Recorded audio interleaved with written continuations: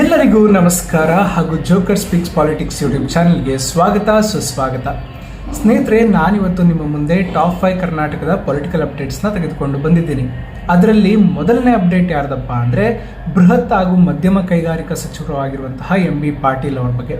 ಹೌದು ಸ್ನೇಹಿತರೆ, ಅವರು ನಿನ್ನೆಯಷ್ಟೇ ಪತ್ರಿಕಾಗೋಷ್ಠಿಯೊಂದಿಗೆ ಮಾತನಾಡಿ ಒಂದು ವಿಚಾರವನ್ನು ಹೇಳಿದ್ದಾರೆ. ಅವ್ರು ಏನಂತ ಹೇಳ್ತಿದ್ದಾರೆ ಅಂದರೆ BJP ಅವರ ಬಳಿ ದೊಡ್ಡ ದೊಡ್ಡ ವಿಚಾರಗಳೇ ಇಲ್ಲ, ಅದಕ್ಕಾಗಿ ಅವರ ಜಾತಿ ಹಾಗೂ ಧರ್ಮದ ವಿಷಬೀಜವನ್ನು ಎಲ್ಲೆಡೆ ಬಿತ್ತುತ್ತಾ ಇದ್ದಾರೆ ಅಂತ ಅವರು ಈ ಸಂದರ್ಭದಲ್ಲಿ ಕಿಡಿಕಾರಿದ್ದಾರೆ.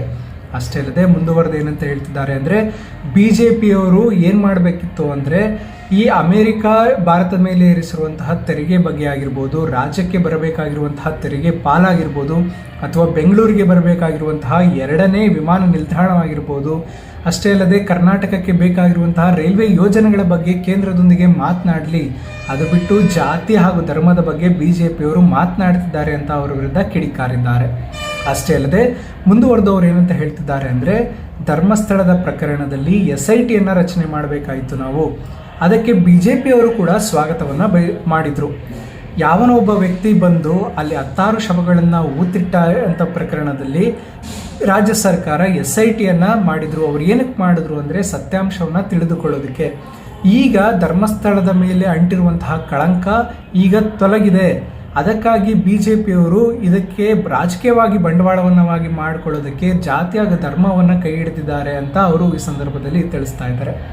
ಅಷ್ಟೇ ಅಲ್ಲದೆ ಮುಂದುವರೆದವರು ಏನಂತ ಹೇಳಿದ್ರು ಅಂದರೆ ಮೈಸೂರಿನ ವಿಶ್ವವಿಖ್ಯಾತ ಮೈಸೂರು ದಸರಾಗೆ ಉದ್ಘಾಟನೆ ಮಾಡೋದಕ್ಕೆ ಬಾನು ಮುಸ್ತಾಕ್ ಅವ್ರನ್ನ ನೇಮಕ ಮಾಡಿದ್ದೀವಿ, ಆದರೆ ಅದಕ್ಕೂ ಕೂಡ BJPಯವರು ನಮಗೆ ವಿರೋಧವನ್ನು ಮಾಡ್ತಿದ್ದಾರೆ. ಸ್ನೇಹಿತರೆ, ಈಗ ಹಿಂದೆ ಕೂಡ ನಿಸಾರ್ ಅಹಮದ್ ಅವರು ಕೂಡ ಮೈಸೂರು ದಸರಾವನ್ನು ಉದ್ಘಾಟನೆ ಮಾಡಿದರು.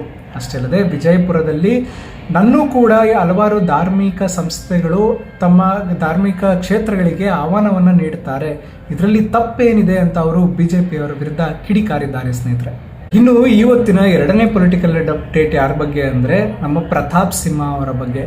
ಹೌದು ಸ್ನೇಹಿತರೆ, ನಿಮಗೆಲ್ಲ ಗೊತ್ತಿರೋ ಹಾಗೆ ಈ ಬಾರಿಯ ವಿಶ್ವವಿಖ್ಯಾತ ಮೈಸೂರು ದಸರಾದ ಆರಂಭಕ್ಕೆ ಇನ್ನೇನು ಕೆಲವೇ ದಿನಗಳು ಬಾಕಿ ಉಳಿದಿದೆ. CM ಸಿದ್ದರಾಮಯ್ಯ ಅವರು ಮೈಸೂರು ದಸರಾವನ್ನ ಉದ್ಘಾಟನೆಯನ್ನು ಮಾಡಲಿರುವುದು ಬೂಕರ್ ಪ್ರಶಸ್ತಿ ವಿಜೇತೆ ಆಗಿರುವಂತಹ ಬಾನು ಮುಸ್ತಾಕ್ ಅಂತ ಅವರು ಘೋಷಣೆಯನ್ನು ಮಾಡಿದರು. ಅವತ್ತಿಂದ ಇಲ್ಲಿಯವರೆಗೂ ಬರೀ ವಾಕ್ಸಮರವೇ ನಡೆದುಕೊಂಡು ಬಂದಿದೆ. ಈಗ ಬಾನು ಮುಸ್ತಾಕ್ ಅವರು ಒಂದು ಹೇಳಿಕೆಯನ್ನು ನೀಡಿದರು. ಅವರೇನಂತ ಹೇಳಿದರು ಅಂದರೆ ನಾನು ಚಾಮುಂಡಿ ಬೆಟ್ಟಕ್ಕೆ ಹೋಗಬೇಕೆನ್ನುವಂತಹ ಇಚ್ಛೆಯನ್ನು ಮಾಡಿಕೊಂಡಿದ್ದೆ, ತಾಯಿ ಚಾಮುಂಡೇಶ್ವರಿಯೇ ನನ್ನನ್ನು ಅಲ್ಲಿಗೆ ಬರಮಾಡಿಕೊಳ್ಳುತ್ತಿದ್ದಾಳೆ, ಆದ್ದರಿಂದ ನನಗೆ ತುಂಬಾ ಖುಷಿ ಇದೆ ಅಂತ ಅವರು ಒಂದು ಹೇಳಿಕೆಯನ್ನು ನೀಡಿದರು. ಇದಕ್ಕೆ ಪ್ರತಾಪ್ ಸಿಂಹ ಅವರು ಒಂದು ಟಾಂಗನ್ನು ನೀಡಿದ್ದಾರೆ. ಅವರೇನಂತ ಹೇಳ್ತಿದ್ದಾರೆ ಅಂದರೆ ಬಾನು ಮುಸ್ತಾಕ್ ಅವರು ಮುಸ್ಲಿಂ ಎನ್ನುವಂಥ ಮಾತ್ರಕ್ಕೆ ನಾನು ಅವ್ರನ್ನ ವಿರೋಧ ಮಾಡ್ತಾ ಇಲ್ಲ, ನಾನು ಇದನ್ನು ಅವ್ರಿಗೆ ಮೊದಲೇ ಹೇಳಿದ್ದೇನೆ.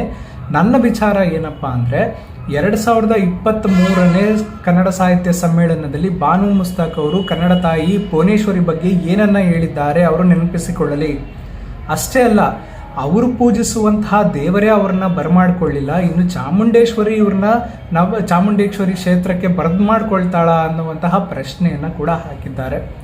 ಅಷ್ಟೇ ಅಲ್ಲದೆ ಮುಂದುವರೆದು ಅವ್ರು ಏನಂತ ಹೇಳ್ತಿದ್ದಾರೆ ಅಂದರೆ ನಾನು ಹಿಂದೂ ಅಥವಾ ಮುಸ್ಲಿಂ ಇಬ್ಬರ ಪರವಾಗಿಯೂ ಕೂಡ ಇಲ್ಲ, ನನ್ನ ಪ್ರಶ್ನೆ ಬಾನು ಮುಸ್ತಾಕ್ ಅವ್ರಿಗೆ ಒಂದೇ. 2023ರಲ್ಲಿ ತಾವರು ಕನ್ನಡ ಸಾಹಿತ್ಯ ಸಮ್ಮೇಳನದಲ್ಲಿ ಮಾತನಾಡಬೇಕಾದ್ರೆ ಯಾಕೆ ನಮ್ಮ ಕನ್ನಡ ತಾಯಿಯನ್ನು ಅಥವಾ ನಮ್ಮ ಭುವನೇಶ್ವರಿ ತಾಯಿಯ ಬಗ್ಗೆ ಕೀಳಾಗಿ ಮಾತನಾಡಿದ್ದಾರೆ, ಇದಕ್ಕೆ ಮೊದಲು ಅವರು ಸ್ಪಷ್ಟತೆಯನ್ನು ನೀಡಬೇಕು ಅಂತ ಅವರು ಈ ಸಂದರ್ಭದಲ್ಲಿ ತಿಳಿಸಿದ್ದಾರೆ. ಸ್ನೇಹಿತರೆ, ಇನ್ನು ಇವತ್ತಿನ 3ನೇ ಪೊಲಿಟಿಕಲ್ ಅಪ್ಡೇಟ್ ಯಾರ ಬಗ್ಗೆ ಅಂದರೆ ವಿರೋಧ ಪಕ್ಷದ ನಾಯಕರು ಆಗಿರುವಂತಹ R ಅಶೋಕ್ ಅವ್ರ ಬಗ್ಗೆ. ಹೌದು ಸ್ನೇಹಿತರೆ, ನಿಮ್ಗೆ ಗೊತ್ತಿರೋ ಹಾಗೆ ಕಳೆದ ವಾರವಷ್ಟೇ ಸದನದ ಕಲಾಪ ನಡೆಯುತ್ತಿರುವಂಥ ಸಂದರ್ಭದಲ್ಲಿ DK ಶಿವಕುಮಾರ್ ಅವರು RSS ಗೀತೆಯನ್ನು ಹಾಡಿದರು. ಇದಕ್ಕೆ ಹೈಕಮಾಂಡ್ ಅವರು DK ಶಿವಕುಮಾರ್ ಅವರಿಗೆ ಹೇಳಿ ಕ್ಷಮೆಯನ್ನು ಕೇಳಿಸಿತ್ತು. ಇದಕ್ಕೆ ಟಾಂಗನ್ನು ನೀಡಿರುವಂತಹ R ಅಶೋಕ್ ಅವರು ಏನಂತ ಹೇಳ್ತಿದ್ದಾರೆ ಅಂದರೆ DK ಶಿವಕುಮಾರ್ ಅವರಿಗೆ ಕಿಂಚಿತ್ತಾದರೂ ಧೈರ್ಯ ಇದ್ದಿದ್ರೆ, ಸ್ವಾಭಿಮಾನ ಇದ್ದಿದ್ರೆ ಅವರು ಕ್ಷಮೆಯನ್ನು ಕೇಳಬಾರ್ದಿತ್ತು. ಈ ಕೂಡಲೇ ಅವರು ಕಾಂಗ್ರೆಸ್ ಪಕ್ಷದ ಸದಸ್ಯತ್ವದಿಂದ ರಾಜೀನಾಮೆ ನೀಡಿ ಹೊರಗೋಗಲಿ ಅಂತ ಅವರು ಸಂದರ್ಭದಲ್ಲಿ ತಿಳಿಸಿದ್ದಾರೆ. ಮುಂದುವರೆದು ಅವರು ಏನಂತ ಹೇಳ್ತಿದ್ದಾರೆ ಅಂದರೆ RSS ಗೀತೆಯ ಮೊದಲನೇ ಸಾಲೇನಿದೆ ಅಂದರೆ ನಮಸ್ತೆ ಸದಾ ವತ್ಸಲೆ ಮಾತೃಭೂಮಿ ಅಂತಿದೆ. ಅಂದರೆ ನಾವು ಭಾರತ ಮಾತೆಗೆ ನಾವು ವಂದಿಸ್ತಾ ಇದ್ದೀವಿ, ಇನ್ನು ನಾವು ಭಾರತ ದೇಶದಲ್ಲಿ ಇಟ್ಕೊಂಡು ಇನ್ಯಾರಿಗೆ ವಂದಿಸಬೇಕು, ಇಟಲಿ ಮೇಡಮ್ಗೆ ವಂದಿಸ್ಬೇಕಾ ಅಂತ ಅವರು ಕಿಡಿಕಾರಿದ್ದಾರೆ. ಅಷ್ಟೇ ಅಲ್ಲದೆ ಪಾಕಿಸ್ತಾನ್ ಜಿಂದಾಬಾದ್ ಅಂತ ಕೂಗನ್ನು ಕೂಗಿದ್ರೆ ಅದನ್ನು ಸಮರ್ಥಿಸಿಕೊಳ್ಳುವಂತಹ ಕಾಂಗ್ರೆಸ್ಸಿಗರು ಈಗ ಭಾರತ ಮಾತೆಗೆ ವಂದಿಸಿದ್ರೆ ಅದರಲ್ಲಿ ಏನು ತಪ್ಪಿದೆ ಅಂತ ಅವರು ಕೇಳಿದ್ದಾರೆ.